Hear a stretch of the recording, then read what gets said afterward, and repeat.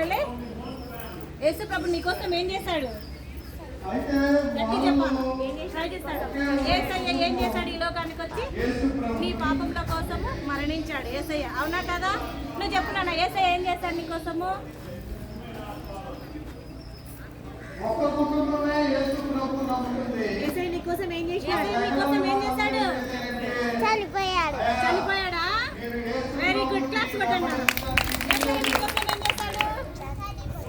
మరణించి రక్తం కార్చాడు. Very good, very good. Yesayya నీకోసం ఏం చేశాడు?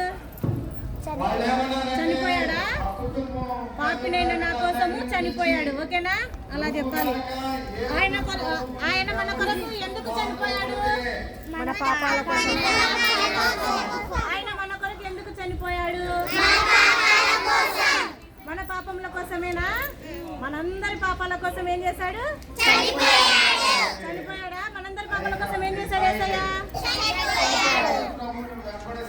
ఆయన మన కొరకు ఎందుకు చనిపోయాడు? మనకు నిత్య జీవ పరలోకం ఇవ్వడానికి చనిపోయాడు. ఏం చేశాడు?